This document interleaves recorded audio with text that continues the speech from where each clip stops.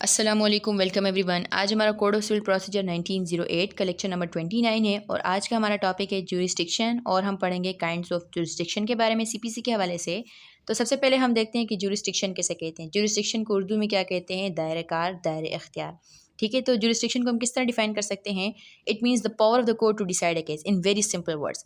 Court की power कि वो किसी भी मैटर को सुने, उसे डिसाइड करे, उसके बारे में डिसीजन दे, ये पावर क्या कहलाती है? ज्यूरिस्डिक्शन। दूसरे लफ्जों में हम इसको किस तरह डिफाइन कर सकते हैं? It means the power of the court to try the suit and to pass orders and decrees in relation to it. Court की पावर कि वो किसी भी सूट को ट्राई करे, यानी कि उसका ट्रायल चलाए, और उस सूट के हवाले से उस सूट के अंदर डिक्रीज और ऑर्डर्स पास कर सके, यानी कि उसके बारे में डिसीजन दे सके। ये क्या कहलाता है? ज्यूरिस्डिक्शन। ठीक है, अब हम कुछ केस लॉज की मदद से भी इसकी डेफिनेशन को देख लेते हैं। 1999 SCMR पेज नंबर 900 ज्यूरिस्डिक्शन को किस तरह डिफाइन करता है? It means the power of the court to hear, determine and adjudicate a cause by exercising its judicial power and authority. Court की पावर, कोर्ट का इख्तियार कि वो किसी भी कॉज या फिर सब्जेक्ट मैटर या फिर किसी भी सूट को सुने और उसे एडजुडिकेट करे, यानी कि उसके बारे में डिसीजन दे। By exercising its judicial power and authority, अपने जुडिशियल पावर्स को एक्सरसाइज करते हुए, अपनी अथॉरिटी को एक्सरसाइज करते हुए किसी भी मैटर को जब कोर्ट एडजुडिकेट करता है तो ये क्या कहलाता है? ज्यूरिस्डिक्शन। ठीक है, एक और डेफिनेशन देख लेते हैं। 2005 SCMR 1699 ये ज्यूरिस्डिक्शन को किस तरह डिफाइन करता है? Jurisdiction is the power to hear and decide legal controversy between the parties to pronounce judgment as per requirements of law. Court की पावर कि वो किसी भी लीगल कंट्रोवर्सी जो पार्टीज के दरमियान है उसे सुने। लीगल कंट्रोवर्सी का क्या मतलब है? यानी कि कानूनी तनाज़ा, यानी कि जो भी पार्टीज के दरमियान जो डिस्प्यूट है उसकी बात हो रही है। तो कोर्ट की पावर कि वो किसी भी डिस्प्यूट को सुने और फिर उस डिस्प्यूट के हवाले से क्या करे? प्रोनाउंस जजमेंट प्रोनाउंस करे, डिसीजन दे as per requirements of law के मुताबिक, कानून के मुताबिक। तो ये पावर क्या कहलाती है? ज्यूरिस्डिक्शन। ठीक है, तो ये 3-4 डेफिनेशंस का मकसद ये ताकि आपको जो टर्म है क्लियर हो जाए। और इन चारों डेफिनेशन से आपको क्या समझ में आया? ज्यूरिस्डिक्शन किसे कहते हैं? ज्यूरिस्डिक्शन का मतलब क्या है? कोर्ट की पावर कि वो किसी भी मैटर को सुने, उसके बारे में डिसीजन दे, ये पावर क्या कहलाती है? Jurisdiction of court. ठीक है, अब हम देखते हैं कि ज्यूरिस्डिक्शन किस तरह डिटरमिन किया जाता है, किस तरह पता चलता है कि किसी मैटर के हवाले से कोर्ट का ज्यूरिस्डिक्शन है या नहीं। तो प्राइमरली एंड बेसिकली इनिशियली कहाँ से पता चलता है? प्लेंट से। प्लेंट किसे कहते हैं? कोई भी पर्सन जब कोर्ट में सूट इंस्टीट्यूट करना चाहता है तो किस तरह सूट इंस्टीट्यूट होता है? By the presentation of plaint. वो कोर्ट में क्या चीज़ पेश करता है? प्लेंट पेश करता है। ठीक है, अब आपको पता है कि जो प्लेंट के पर्टिकुलर्स हैं, ऑर्डर 7 क्या कहता है? ऑर्डर 7 का जो रूल 1 है वो क्या कहता है कि प्लेंट के अंदर तमाम फैक्ट्स लिखे जाते हैं और उन फैक्ट्स के अंदर वो तमाम फैक्ट्स भी लिखे जाते हैं जो किस हवाले से होते हैं? Facts related to jurisdiction of court के कोर्ट का इस मैटर को ट्राई करने के लिए जुरिस्डिक्शन है। यानी कि प्लेंटिव जो है प्लेंट के अंदर बताता है कि ये जो मेरा मैटर है इसके हवाले से इस कोर्ट का जुरिस्डिक्शन है। वो तमाम फैक्ट्स भी वो बताता है कि किस तरह कोर्ट का जुरिस्डिक्शन बनता है। ठीक है, तो प्राइमरली कोर्ट के जुरिस्डिक्शन को डिटरमिन करने के लिए किसे देखा जाता है? प्लेंट को देखा जाता है। ठीक है, और जब जुरिस्डिक्शन को चैलेंज किया जाएगा, यानी कि जो डिफेंडेंट है वो अगर कोर्ट के जुरिस्डिक्शन को चैलेंज करता है, यानी कि वो कहता है कि कोर्ट का इस मैटर के हवाले से जुरिस्डिक्शन नहीं है, वो ऑब्जेक्शन राइज करता है, तो फिर क्या होगा? कोर्ट क्या करेगा? The court must inquire into the facts upon which their jurisdiction depends. तो कोर्ट क्या करेगा? उन तमाम फैक्ट्स को पहले देखेगा, उन तमाम फैक्ट्स को पहले डिसाइड करेगा, उन इशूज़ को पहले डिसाइड करेगा जो किस हवाले से हैं? उसके जुरिस्डिक्शन के हवाले से। ठीक है, और अगर कोई पर्सन कोर्ट के जुरिस्डिक्शन के ऊपर ऑब्जेक्शन नहीं भी राइज करता तब भी सिविल कोर्ट्स के पास इनहेरेंट पावर्स हैं अंडर सेक्शन 151 कि वो ये देखे, उस क्वेश्चन को डिसाइड करे कि जो मैटर उसके सामने लाया जा रहा है इसके हवाले से कोर्ट का जुरिस्डिक्शन बनता है या नहीं। ठीक है, यही बातें इन केस लॉस के अंदर भी मौजूद हैं। ठीक है, अच्छा, इन केस लॉस के नंबर्स आपको याद करने की ज़रूरत नहीं है, सिर्फ जो कंटेंट है वही आप समझ लें, वही कंटेंट को आप समझ लें, उसे याद रखें, यही काफ़ी है। ठीक है, यही केस लॉस भी क्या कहती हैं जो भी आपने पढ़ा? Jurisdiction of a court is to be determine initially by the recitals in the plaint. Court का जुरिस्डिक्शन किस तरह डिटरमिन किया जाएगा? By the recitals in the plaint. Plaint के अंदर जितने तमाम फैक्ट्स लिखे हुए हैं उन तमाम को देखकर कोर्ट का जुरिस्डिक्शन डिसाइड किया जाएगा। And where the defendant controverts the jurisdictional facts, और जब जो डिफेंडेंट है वो ऑब्जेक्शन राइज करेगा उन तमाम फैक्ट्स के बारे में जो किस हवाले से हैं? जुरिस्डिक्शनल फैक्ट्स के हवाले से हैं। जुरिस्डिक्शनल फैक्ट्स कौन से हैं? वो तमाम फैक्ट्स जो कोर्ट के जुरिस्डिक्शन के हवाले से हैं। प्लेंट के अंदर जितने फैक्ट्स प्लेंटिफ लिखता है जो कोर्ट के जुरिस्डिक्शन से रिलेवेंट होते हैं उनकी बात हो रही है। ठीक है, तो अगर जो डिफेंडेंट है वो ऑब्जेक्शन राइज करता है कोर्ट के जुरिस्डिक्शन के हवाले से, the court will first have to determine such facts. तो कोर्ट पहले उन फैक्ट्स को डिटरमिन करेगा, यानी कि जुरिस्डिक्शनल फैक्ट्स को डिटरमिन करेगा। कोर्ट सबसे पहले इस क्वेश्चन को डिटरमिन करेगा कि कोर्ट का इस मैटर के हवाले से जुरिस्डिक्शन है या नहीं। ठीक है, और अगर इस तरह होता है, कोर्ट इस नतीजे पर पहुंचता है, कोर्ट की ये फाइंडिंग आती है कि जो मैटर कोर्ट के सामने लाया गया है, जो प्लेंट कोर्ट के सामने लाई गई है, इसके हवाले से कोर्ट का जुरिस्डिक्शन नहीं है, तो कोर्ट क्या करेगा? उस प्लेंट को रिटर्न करेगा, वापस देगा under order 7 rule 10। Order 7 rule 10 के हवाले से, रिटर्न ऑफ प्लेंट के हवाले से ये क्या कहता है, where the court lacks jurisdiction, अगर किसी मैटर के हवाले से कोर्ट का जुरिस्डिक्शन नहीं है, the plaint is to be return for presentation to the proper court. तो क्या होगा, कोर्ट उस प्लेंट को वापस करेगा ताकि क्या किया जाए, for presentation to the proper court, ताकि प्रॉपर कोर्ट में इस प्लेंट को प्रेजेंट किया जाए। प्रॉपर कोर्ट का क्या मतलब है, यानी कि वो कोर्ट जो इस मैटर को ट्राई कर सकता है, जिसका जुरिस्डिक्शन बनता है। ठीक है, तो अगर कोर्ट का जुरिस्डिक्शन होगा किसी मैटर को सुनने के लिए, तब कोर्ट उस मैटर को सुनेगा, अदरवाइज कोर्ट उस मैटर को रिटर्न कर देगा। ठीक है, अब हम डिस्कस करते हैं कि जो कॉन्सेप्ट है जुरिस्डिक्शन का इतना इंपॉर्टेंट क्यों है। बिकॉज अगर कोई भी कोर्ट विदाउट जुरिस्डिक्शन एक्ट करता है किसी मैटर के हवाले से, अगर कोर्ट का जुरिस्डिक्शन नहीं है, फिर भी कोर्ट अगर उस मैटर को सुनता है, उसके बारे में डिसीजन देता है, तो वो जो डिसीजन देगा कोर्ट, वो नल एंड वाइड कंसिडर किया जाएगा, वो इनइफेक्टिव होगा, उसकी लॉ में कोई भी वैल्यू नहीं है। ठीक है, तो अगर कोर्ट के किसी मैटर के हवाले से जुरिस्डिक्शन होता है, तभी जो कोर्ट की जो डिसीजंस होते हैं वो बाइंडिंग होते हैं, वो अथॉरिटेटिव होते हैं। ठीक है, वंस कोर्ट हैज जुरिस्डिक्शन, अगर कोर्ट के किसी मैटर के हवाले से जुरिस्डिक्शन है, इट्स एडजुडिकेशन, उसका जो डिसीजन है, राइट और रॉन्ग, सही है या गलत, यानी कि अगर किसी पर्सन को लगता है कि वो डिसीजन गलत आया है, इस binding upon the parties, parties के ऊपर बाइंडिंग होगा, यानी कि पार्टीज उस डिसीजन के पाबंद होंगे। ये बातें कहाँ पर मौजूद हैं, 2008 SCMR 249 और इसके अलावा 2007 SCMR 112, और इसके अलावा भी कई केस लॉज हैं। यहाँ पर सिर्फ 2 मेंशन किए, ये भी काफ़ी होंगे, ये भी याद रखने की जरूरत नहीं है। ठीक है, सिर्फ कंटेंट्स याद रखें, वही काफ़ी है। ठीक है, तो अगर कोर्ट के किसी मैटर के हवाले से जुरिस्डिक्शन है, तो फिर जो कोर्ट उस मैटर के हवाले से डिसीजन देगा, चाहे वो सही होगा या गलत होगा, पार्टीज उस डिसीजन के पाबंद हैं। तो फिर पार्टीज के पास रेमेडी क्या है, कि किसी पर्सन को लगता है कि जो कोर्ट का डिसीजन है वो गलत है, इनकरेक्ट है, तो क्या रेमेडी है, by way of appeal, appeal की रेमेडी है, रिवीजन है, रिव्यू है, और इसके अलावा एप्लीकेशन अंडर सेक्शन 12(2) की एप्लीकेशन फाइल कर सकता है। 12 सेक्शन नंबर 12 को हम पिछले लेक्चर के अंदर डिस्कस कर चुके हैं, इसका जो लिंक है आपको डिस्क्रिप्शन बॉक्स के अंदर मिल जाएगा।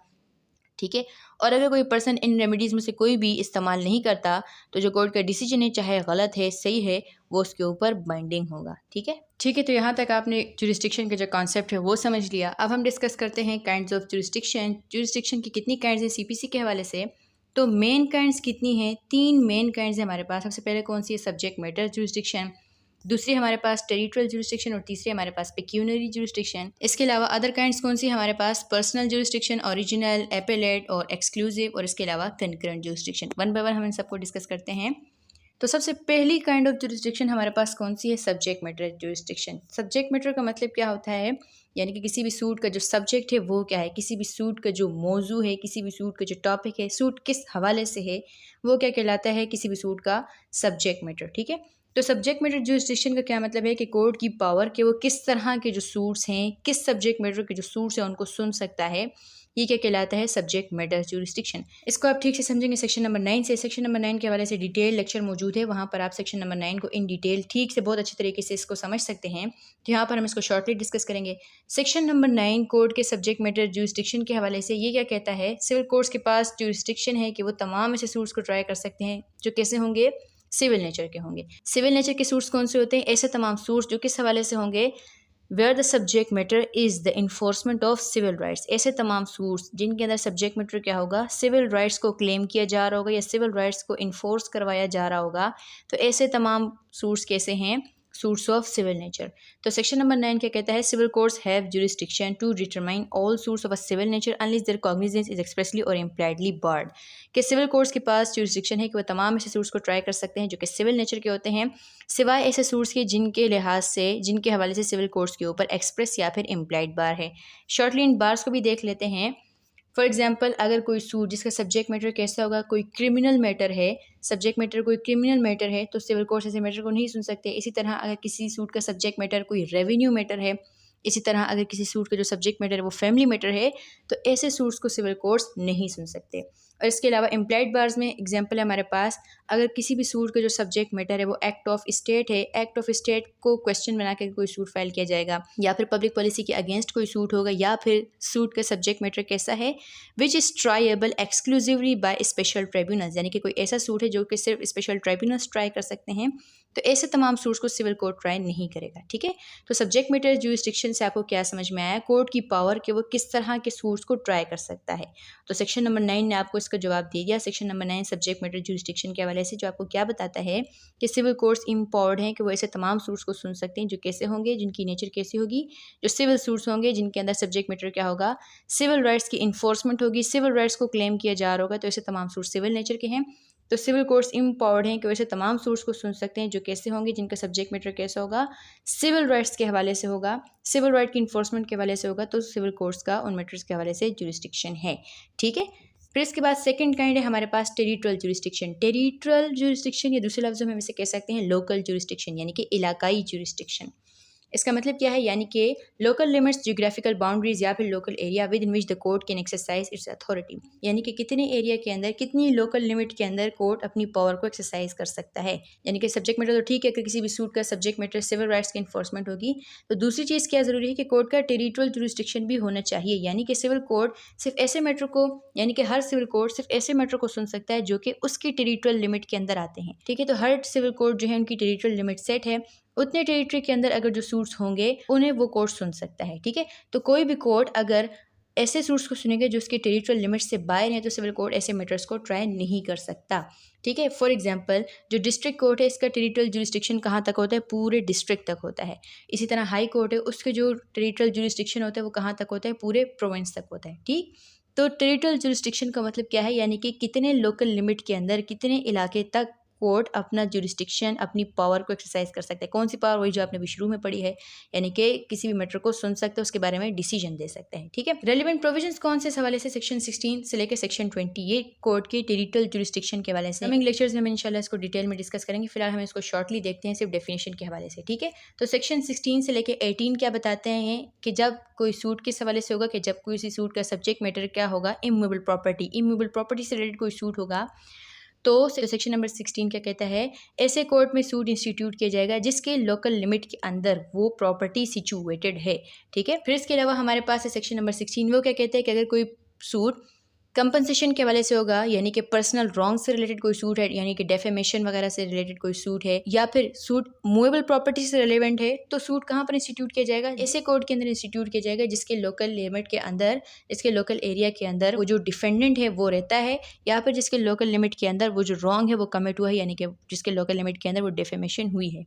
ठीक, फिर इसके अलावा सेक्शन नंबर 20 है, वो जनरल प्रोविजन है, वो क्या कहता है, अदर सूट्स के वाले से, यानी कि जनरल प्रोविजन बताता है कि सूट्स कहाँ पर इंस्टीट्यूट किए जाएंगे, ऐसे कोर्ट के अंदर इंस्टीट्यूट किए जाएंगे जिसके लोकल लिमिट के अंदर जो डिफेंडेंट है वो मौजूद है, जो डिफेंडेंट रहता है, या फिर ऐसी जगह पर इंस्टीट्यूट किए जाएंगे, ऐसे कोर्ट में इंस्टीट्यूट किए जाएंगे जिसके लोकल लिमिट के अंदर कॉज ऑफ एक्शन अराइज हुआ है। जब हम डिटेल में डिस्कस करेंगे तो आपको इंशाल्लाह इसकी ठीक से समझ आएगी। तो टेरिटोरियल जुरिस्डिक्शन का मतलब क्या है, local area with in which the court can exercise it's power, वो तमाम एरिया, वो तमाम इलाका जिससे रेलिवेंट सिविल कोर्ट्स मैटर्स को सुन सकते हैं।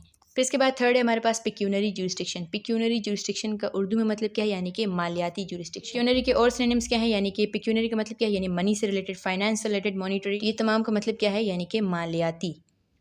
ठीक, तो पिक्यूनरी जुरिस्डिक्शन का क्या मतलब है, jurisdiction with reference to the value of subject matter of the suit is pecuniary jurisdiction. Court का जुरिस्डिक्शन किस हवाले से, कि किसी भी सूट का जो सब्जेक्ट मैटर है, सूट जिस हवाले से है उसकी वैल्यू क्या है, कितने अमाउंट का वो सूट है, ये जुरिस्डिक्शन क्या कहलाता है, पिक्यूनरी जुरिस्डिक्शन। ठीक है, तो सिर्फ इतना ही काफ़ी नहीं है कि सिविल कोर्ट सिर्फ ऐसे मैटर को सुन सकते हैं कि जो कि उसके लोकल एरिया के अंदर आते हैं, ये भी ज़रूरी है कि वो जो सूट है वो जितनी वैल्यू का है, सिविल कोर्ट उतनी वैल्यू का सूट सुन सकता हो। हर जो सिविल कोर्ट्स हैं, जैसे कि सिविल जज क्लास 1, क्लास 2, क्लास 3, या फिर जो डिस्ट्रिक्ट कोर्ट्स हैं, या फिर जो हायर कोर्ट्स हैं, इनकी पिक्यूनरी लिमिट्स अलग-अलग हैं। इंशाल्लाह कमिंग लेक्चर जो सेक्शन 6 और सेक्शन 15 का है, इसमें हम पिक्यूनरी जुरिस्डिक्शन को डिटेल में डिस्कस करेंगे। ठीक है, तो पिक्यूनरी जुरिस्डिक्शन किसे कहते हैं, power of the court to decide cases that are within its monetary limits और पिक्यूनरी लिमिट्स। कोर्ट की पावर के वो सिर्फ ऐसे मैटर्स को सुन सकता है जो कि उसके पिक्यूनरी लिमिट के अंदर आते हैं।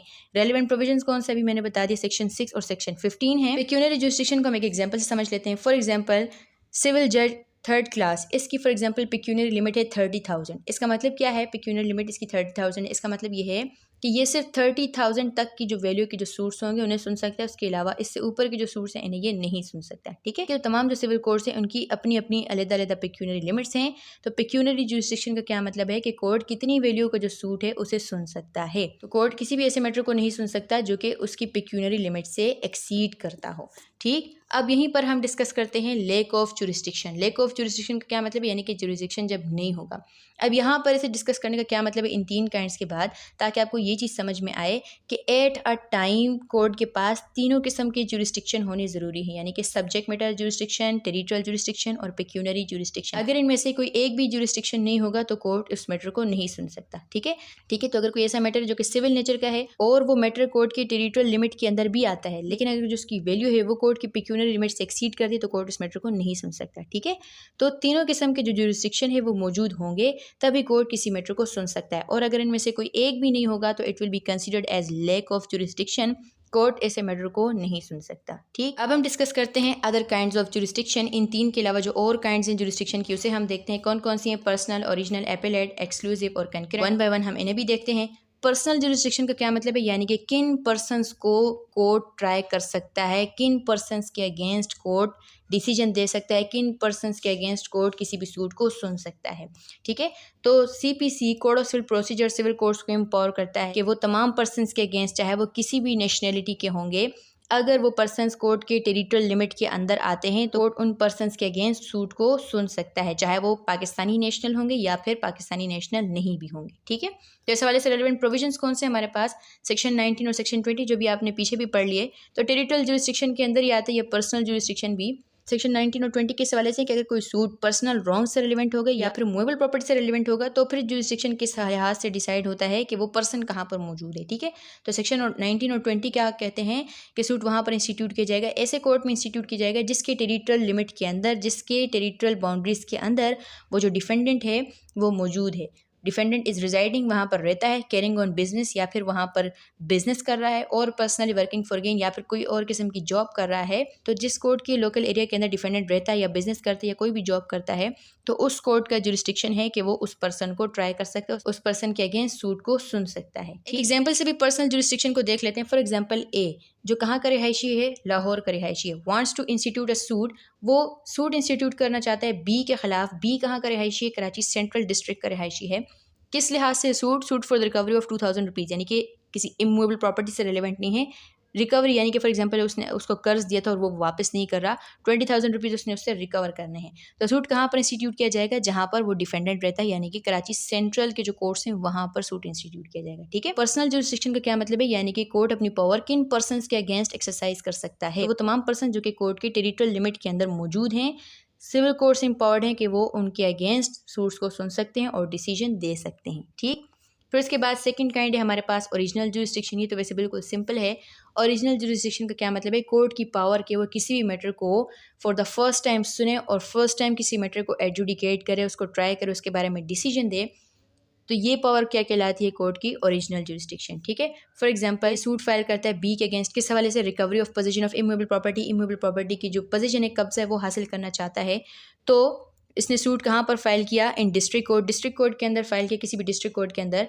तो डिस्ट्रिक्ट कोर्ट जब इस मैटर को सुनेगा, डिसाइड करेगा। अब ये किस तरह सुन रहे, किस तरह डिसाइड करे, फर्स्ट टाइम अगर इस मैटर को सुनेगा तो जो डिस्ट्रिक्ट कोर्ट किस तरह का जुरिस्डिक्शन एक्सरसाइज कर रहा है, ओरिजिनल जुरिस्डिक्शन। ठीक है, तो ओरिजिनल जुरिस्डिक्शन का क्या मतलब है, कोर्ट की पावर के वो जब किसी भी मैटर को फॉर द फर्स्ट टाइम सुनता है, फर्स्ट टाइम एडजुडिकेट करता है, तो ये क्या कहलाती है, ओरिजिनल जुरिस्डिक्शन। ठीक है, फिर इसके बाद है हमारे पास एपेलेट जुरिस्डिक्शन। एपेलेट जुरिस्डिक्शन का क्या मतलब है, कोर्ट की पावर के वो अपील्स को सुने, ये क्या कहलाती है, एपेलेट जुरिस्डिक्शन। और हम इसको किस तरह डिफाइन कर सकते हैं, कोर्ट की पावर के वो किसी भी मैटर को जब सेकंड टाइम सुनते हैं, अपील में क्या होता है, किसी भी मैटर को सेकंड टाइम सुना जाता है। ठीक है, तो कोर्ट की पावर के जब वो किसी भी मैटर को सेकंड टाइम सुने, सेकंड टाइम उसके बारे में डिसीजन दे, तो कौन सा जुरिस्डिक्शन कोर्ट एक्सरसाइज करता है, एपेलेट जुरिस्डिक्शन एक्सरसाइज करता है। ठीक है, तो कोर्ट की पावर के वो किसी भी मैटर को दोबारा सुने, कैसे मैटर को, जो कि उसके सबऑर्डिनेट कोर्ट यानी कि उसके मातहत किसी कोर्ट ने जब किसी मैटर का डिसीजन दे दिया, उसके खिलाफ जब हायर कोर्ट अपील सुनता है यानी कि उस मैटर की दोबारा री हियरिंग करता है, तो कोर्ट अपना कौन सा जुरिस्डिक्शन एक्सरसाइज कर रहा है, एपेलेट जुरिस्डिक्शन। ठीक है, for example high court of province, किसी भी प्रोविंस का जो हाई कोर्ट है वो उस प्रोविंस के अंदर जितने भी डिस्ट्रिक्ट कोर्ट्स हैं, डिस्ट्रिक्ट कोर्ट्स किसके मातहत होते हैं, किसके सबऑर्डिनेट होते हैं, हाई कोर्ट के सबऑर्डिनेट होते हैं। तो जितने भी डिस्ट्रिक्ट कोर्ट्स जब किसी मैटर को सुनते हैं, डिस्ट्रिक्ट कोर्ट्स के डिसीजन के खिलाफ जब अपील जाती है हाई कोर्ट के अंदर, तो हाई कोर्ट किस तरह का जुरिस्डिक्शन एक्सरसाइज करता है, तो अपील्स कोर्ट किस जुरिस्डिक्शन में सुनता है, अपने एपेलेट जुरिस्डिक्शन के अंदर सुनता है। ठीक है, तो एपेलेट जुरिस्डिक्शन का क्या मतलब है, कोर्ट की power to hear appeals, appeals सुनने की जो पावर है, अपील्स को डिसाइड करने की जो पावर है, ये क्या कहलाती है, एपेलेट जुरिस्डिक्शन। ठीक है, फिर इसके बाद थर्ड काइंड है हमारे पास एक्सक्लूसिव जुरिस्डिक्शन। एक्सक्लूसिव का मतलब क्या है, खसूसी, जैसे आपने सुना होगा एक्सक्लूसिव इंटरव्यू यानी कि खसूसी इंटरव्यू। ठीक है, तो एक्सक्लूसिव जुरिस्डिक्शन का क्या मतलब है, power of the court to decide adjudicate a case to the exclusion rejection of all other courts. Court की पावर के वो किसी भी मैटर को सुने to the exclusion rejection of all other courts, ऐसे मैटर को सुने जो कि दूसरे कोर्ट्स उस मैटर को नहीं सुन सकते। तो जो कोर्ट उस मैटर को सुन सकता है तो इसका जुरिस्डिक्शन कैसा है, एक्सक्लूसिव जुरिस्डिक्शन है। ठीक है, इसको हम एग्जांपल से देखते हैं। For example land revenue act 1967 का जो का जो सेक्शन 172 है, अभी आपने शुरू में ही पढ़ लिया कि जो रेवेन्यू मैटर्स है सिविल कोर्ट्स के जुरिस्डिक्शन के अंदर नहीं आते। तो जो रेवेन्यू मैटर्स हैं वो एक्सक्लूसिवली किसके जुरिस्डिक्शन में आते हैं, सिर्फ रेवेन्यू कोर्ट्स उन मैटर्स को सुन सकते हैं। ठीक है, तो सेक्शन 172 क्या कहता है, ये रेवेन्यू मैटर्स के हवाले से सिविल कोर्ट के जुरिस्डिक्शन को एक्सक्लूड करता है। Exclusion of jurisdiction of civil courts and revenue matters, यानी कि रेवेन्यू मैटर्स के हवाले से सिविल कोर्ट्स का जुरिस्डिक्शन नहीं होगा। तो एक्सक्लूसिवली इन मैटर्स को कौन ट्राई करता है, रेवेन्यू कोर्ट्स। ठीक है, दूसरी एग्जांपल हमारे पास है constitution of Pakistan article number 184, जो किस हवाले से original jurisdiction of supreme court. ये क्या कहता है, the supreme court shall to the exclusion of every other court have original jurisdiction in any dispute between any two और मोर गवर्नमेंट्स, कि जब दो या दो से ज़्यादा गवर्नमेंट्स के दरमियान कोई डिस्प्यूट अराइज होगा, कौन सी गवर्नमेंट्स, चाहे वो प्रोविंशियल गवर्नमेंट हो, सूबाई गवर्नमेंट हो या फिर वफाकी गवर्नमेंट हो, उनके दरमियान अगर कोई डिस्प्यूट अराइज होगा तो सुप्रीम कोर्ट का एक्सक्लूसिव जुरिस्डिक्शन है, यानी कि कोई भी और कोर्ट ऐसे मैटर्स को नहीं सुन सकता। डिस्प्यूट बिटवीन गवर्नमेंट्स को कोई भी दूसरा कोर्ट नहीं सुन सकता, इन मैटर्स को सिर्फ और सिर्फ सुप्रीम कोर्ट सुन सकता है। ठीक है, तो एक्सक्लूसिव जुरिस्डिक्शन का क्या मतलब है कि जब सिर्फ एक कोर्ट को जुरिस्डिक्शन हासिल हो, एक कोर्ट उस मैटर को सुन सकता है और बाकी कोर्ट्स उस मैटर को ना सुन सकते हो। सिविल कोर्ट्स के हवाले से हम इसको किस तरह डिस्कस कर सकते हैं, फॉर एग्जाम्पल अगर कोई सूट प्रॉपर्टी है, कोई इमूवेबल प्रॉपर्टी है, सिर्फ किसी एक डिस्ट्रिक्ट के अंदर सिचुएटेड है, तो सिर्फ डिस्ट्रिक्ट कोर्ट का जुरिस्डिक्शन है कि वो उस मैटर को सुने, उसी डिस्ट्रिक्ट कोर्ट का। दूसरा डिस्ट्रिक्ट कोर्ट उस मैटर को नहीं सुन सकता बिकॉज उसके जुरिस्डिक्शन के अंदर वो प्रॉपर्टी सिचुएटेड नहीं है। तो जिस डिस्ट्रिक्ट कोर्ट के जुरिस्डिक्शन के अंदर वो प्रॉपर्टी सिचुएटेड है, उसका उस मैटर के हवाले से एक्सक्लूसिव जुरिस्डिक्शन है। ठीक है, फिर इसके ऑपोजिट है हमारे पास कंकरेंट जुरिस्डिक्शन। कंकरेंट जुरिस्डिक्शन का क्या मतलब है कि जब एट अ टाइम किसी मैटर को एक से ज़्यादा कोर्ट सुन सकते हैं, तो उसे हम क्या कहेंगे, कंकरेंट जुरिस्डिक्शन, कि दोनों कोर्ट्स का कंकरेंट जुरिस्डिक्शन है, साइमल्टेनियसली दो कोर्ट्स एक मैटर को ट्राई कर सकते हैं।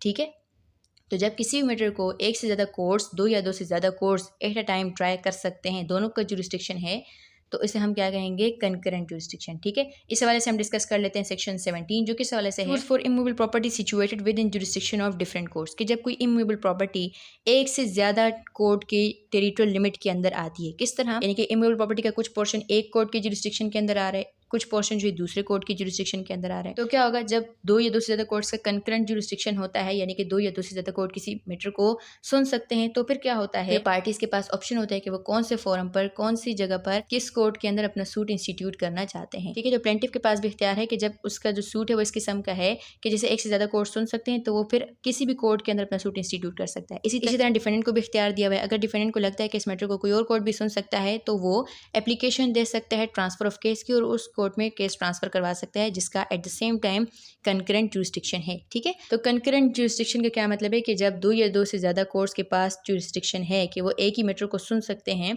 तो इसे हम क्या कहते हैं, कंकरेंट जुरिस्डिक्शन। होप से यहाँ तक आपको जुरिस्डिक्शन और काइंड्स ऑफ जुरिस्डिक्शन सीपीसी के वाले से समझ में आ गया होगा। Thank you so much for watching.